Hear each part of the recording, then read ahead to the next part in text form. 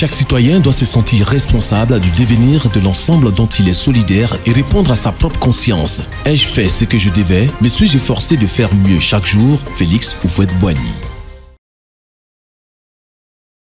La semaine dernière, nous avons commencé à parler des devoirs envers soi et insister sur la nécessité qu'il y a à accomplir scrupuleusement le devoir que nous avons de développer nos dons, nos qualités, le devoir que nous avons de développer nos compétences, nos talents définis par le dictionnaire Larousse comme les aptitudes, les habiletés naturelles ou acquises au service des autres, de la collectivité et de soi-même.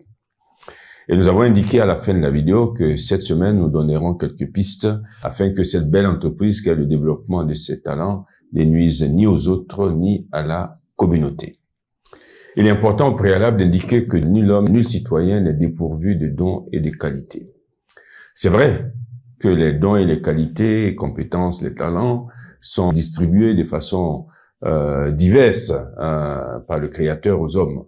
On n'a pas tous les mêmes dons, on n'a pas tous les mêmes qualités, on n'a pas tous les mêmes talents, mais personne ne peut se considérer comme dépourvu de talents, de compétences, de qualités, d'aptitudes. Celui qui dit ça n'est pas dans la vérité. Chacun a ses talents, chacun a ses dons, chacun a ses qualités et compétences. Le monde, nous le savons, a connu, et nous l'espérons, continuera de connaître des hommes vraiment talentueux dans tous les domaines d'activité, dans le domaine intellectuel, artistique, etc. Donc des hommes vraiment talentueux, dans le domaine sportif aussi. Mais ceux-ci ne doivent pas être considérés comme des exceptions, parce que nous sommes tous appelés à découvrir et à développer nos talents. Et pour la découverte de nos talents, vous me demandez, mais comment on fait? Eh bien, nous vous renvoyons aux vidéos passées sur la connaissance de soi, et particulièrement au développement que nous avons fait sur l'examen de soi, qui permet de connaître ses qualités, ses défauts, ses forces et ses faiblesses. Sans pour le moins du monde, bien sûr, prétendre à l'exhaustivité, nous proposons les pistes suivantes pour développer nos dons et capacités. Première piste, l'humilité. On ne développe ces dons et capacités que de façon ordonnée, c'est-à-dire pour une bonne fin qui est de mieux servir les autres et la cité, et non pour briller et écraser les autres. Et bien sûr, en employant des moyens honnêtes et proportionnés à la cause. Le développement des talents est incompatible avec l'arrogance et l'orgueil. La deuxième piste, c'est la persévérance. Il faut s'appliquer et persister jusqu'au bout dans l'entreprise difficile de recherche de sa propre excellence pour le bien. Cette persévérance implique la patience, bien sûr, pour ne pas se décourager face à nos échecs et défauts qui tardent à être corrigés. Le développement des dons et capacités est, pour utiliser une comparaison un peu sportive, puisqu'en ce qui nous concerne la Côte d'Ivoire, bien sûr, nous sommes à quelques mois de la Coupe d'Afrique. Et donc, pour utiliser cette comparaison sportive, le développement de ces dons et capacités est une course de fond.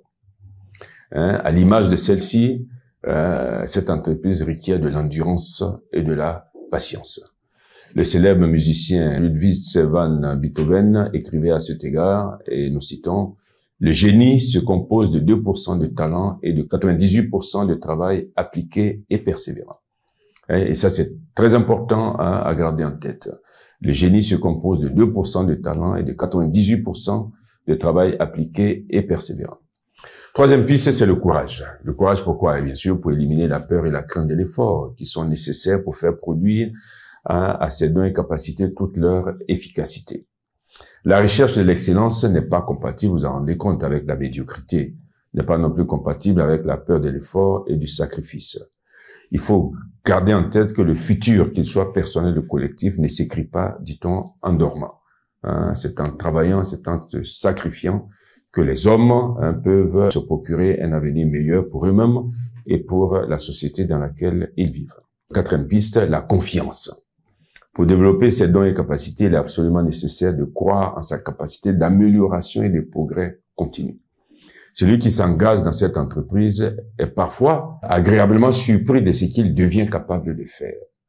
Et la dernière piste, c'est la sincérité, pour savoir au départ où l'on en est et tout au long de cette entreprise, ne pas s'attribuer des succès qu'on n'a pas remportés et se croire déjà avoir atteint l'excellence recherchée seulement parce qu'on le pense ou on l'imagine. Donc, il faut être sincère avec soi-même pour savoir quels sont les pas qu'on a posés et quels sont les pas qui nous restent à poser pour atteindre cette excellence personnelle pour le bien.